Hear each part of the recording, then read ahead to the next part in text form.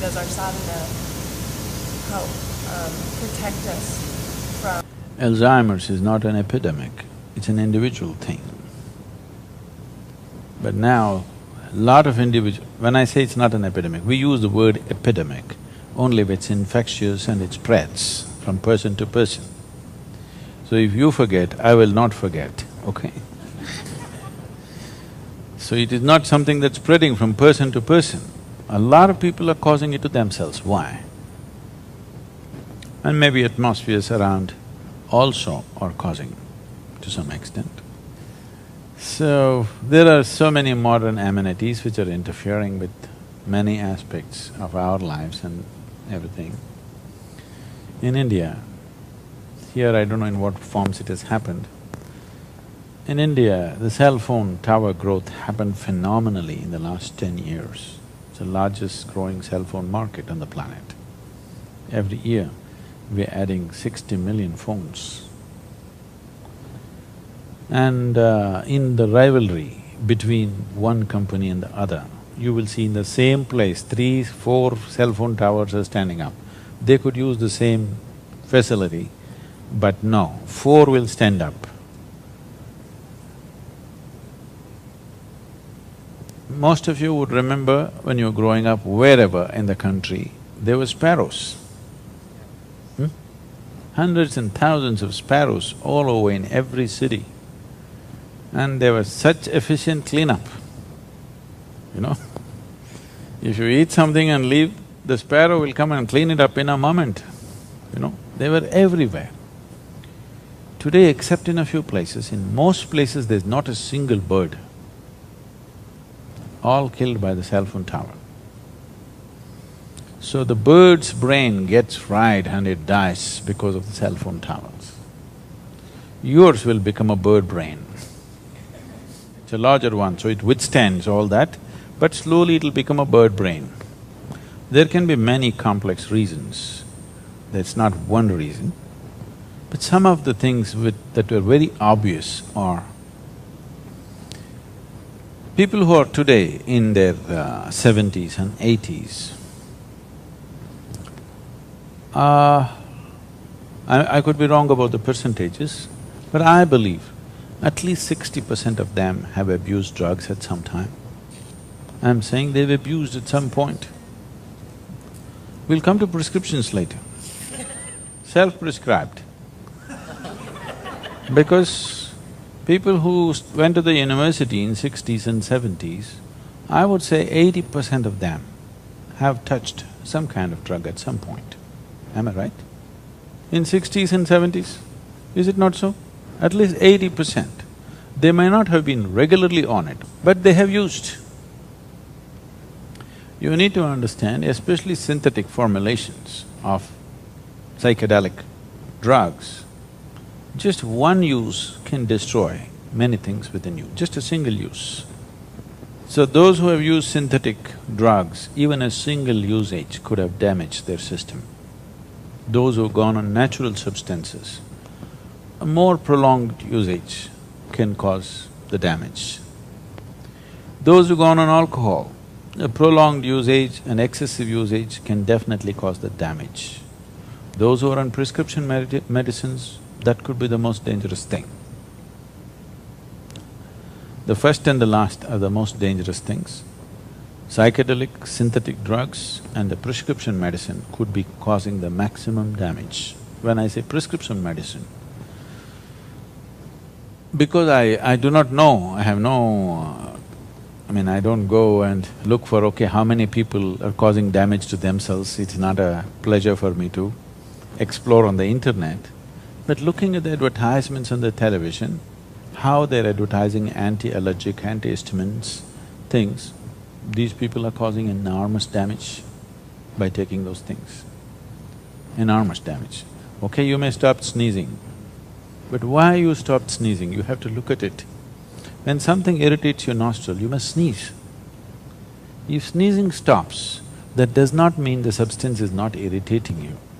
It is just that we're cutting off something which would cause sneezing, isn't it? Yes or no? You just cut off. It is like you're driving and somebody in front of you, another car, puts on an indicator, he wants to turn right. You don't like it, you want to pass him, so you shoot off the indicator. If you shoot off the blinker, this doesn't mean the truck in front of you is not going to turn right. It's still going to turn right and you're still going to drive into it. So these factors are there. Apart from this, there has been a copious usage of insecticide, herbicide, all kinds of side. This is suicide. So all these things put together and lifestyle in terms of… See, it is a known fact in India. It's commonly known in a village, an uneducated person knows that if you eat old food, your brain will become dull, okay? Do you know? If in a school or something, some student is dull, teachers will ask, what are you eating old food? Why are you so dull? It's like a common conversation. You must be eating old food, you're so dull. Because if food is cooked in the yogic system, any cooked food must be eaten within an hour and a half, max 4 hours. Beyond that, it's dead and gone. But now you're keeping it for months and eating it, months. Already it's on the shop shelf for a month, you keep it in the refrigerator for another month before you eat it, I don't know, 6 months maybe, and then you eat this, you're causing serious damage. Because this half-baked understanding of the whole human system and saying, okay, there are proteins, there are vitamins, if it's not there, pump it, extra protein you pump into this, mix that and eat it, you're causing serious damage. There are various aspects. I couldn't believe this, I couldn't come to terms with it for some time. When one of the doctors pointed out, in the medical textbooks in America, it says that it's normal for you to empty your bowels once in 3 days. It's considered normal. Up to a week is okay. Beyond that, we should be concerned. In the yogic system, every day, twice a day you must empty your bowels, not once. Because the food, the moment it moves to large intestine or the colon, it must go out, it should not stay there. If you keep these impurities in the system, it'll work in a certain way. An unclean colon and an imbalanced mind are together, always. If you go to any Ayurvedic doctor, Siddha doctor, the first thing they will do is purge you, always purge you. Many of them who've grown up in traditional South Indian families, every month drink castor oil and purge yourself. Really. It's a ritual in our homes. When we are children, every month you have to drink warm castor oil and you purge and purge and purge everything, till a point where if you drink water, only water should come. Really? Yes. It's very important to keep the system clean. The yogis do it differently, they go stand in the river, they suck the water from the renal outlet, fill it up till here and let it go, fill it up till here and let it go, and they will check. If simply pure water should be going, till then it is done. This is called jaladauti.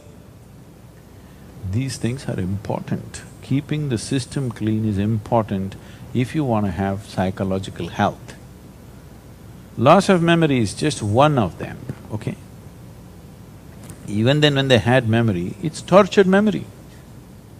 It's better, you lose memory, at least you're a little better actually for a lot of them. It's a relief. When you torture yourself continuously, the only solution is, if we erase the memory, at least you're free.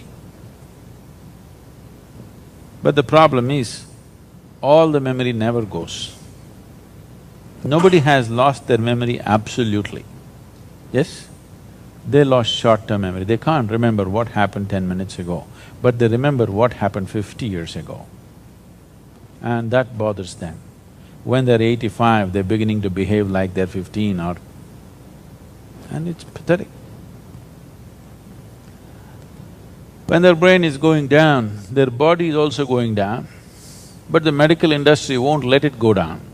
We want to stretch it little more because it's good for the economy.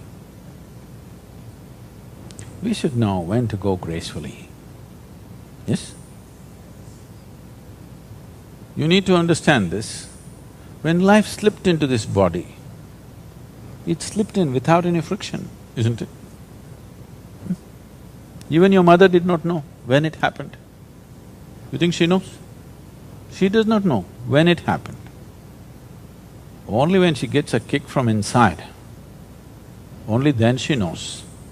Till then, she doesn't even know how this life slipped in to a small meatball that it was to start with, yes?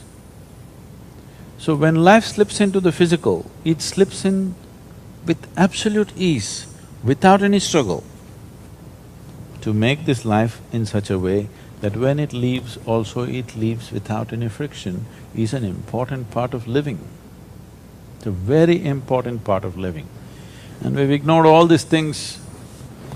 If we think ignoring the fundamentals of life and living here, there is no price to it then that's a foolish life.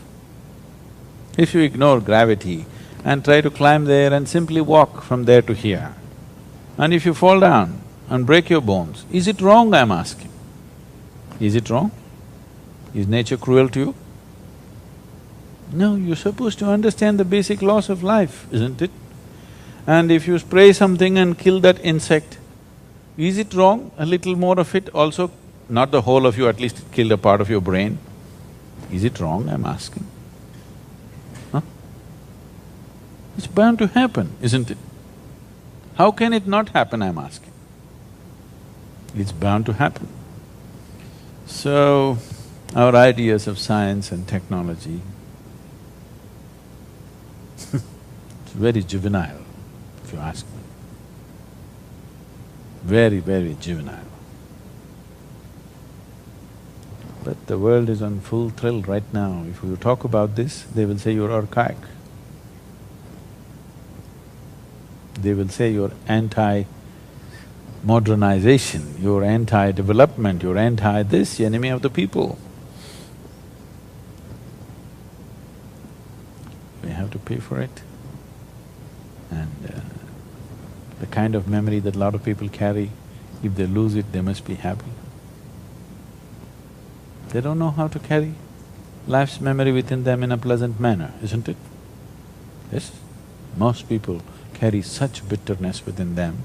Forgetfulness is a relief. And somewhere, unknowingly, they're asking for it.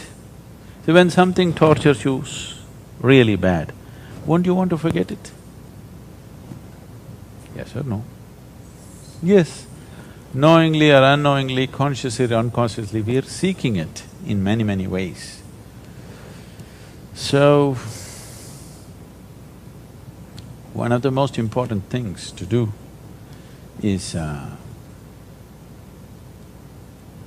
if you build a temple here, I would advise you also build a small community where people will live healthy, sensibly. So, not necessary to build one big ashram or something. Even if it's just in the city or outskirts of the city, build even a condominium. You want one bedroom, you want three bedroom, you want five bedroom, whatever kind you want, invest, build, and at least you can live separately, at least you can eat in a common place, healthy food, you can meditate in a common place, you can do your yoga in a common place, you can live separately. We should do this. Otherwise, each to his own way. It's going somewhere, you know. If you want yourself and those of you who have children, if you want to create something, this is a simple way to find a solution, to live in a conscious society. It may be… we would like the whole society to be like that, but we can't change all of them right now. At least create a small society and we can make medical studies on you and how it works. Then maybe someday everybody will take it up. just living little more consciously, eating consciously, doing things properly, what difference it makes to people if it can be measured if we just take the trouble of doing it. If we show the difference in this community, how people are living and what are the things they're avoiding, maybe someday everybody will take it up, hopefully. Possible? You want to do your own cooking? And it's not good for the economy, you know?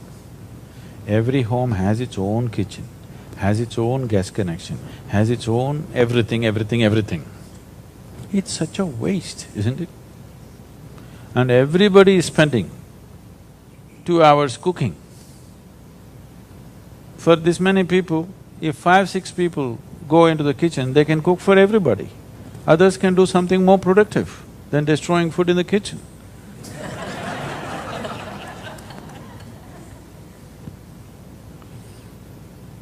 Yes, you must look for that if you want solutions. If you just like to lament about it and continue. Lot of people only like to cry about it and do the same thing. Cry about it, do the same thing. Because they want their own kitchen, they can't stand anybody else in the universe. Can you? Can 5 women manage in one kitchen without fighting, quarreling? Huh? Possible? Yes, it's time you grow out of this. Your homes are separate, your bedrooms are separate, everything is separate. Kitchen and meditation and certain things we can share, isn't it? Yes or no? If that much cohesiveness is not there in us, then talking spirituality will remain only talking spirituality. It will never be a genuine step.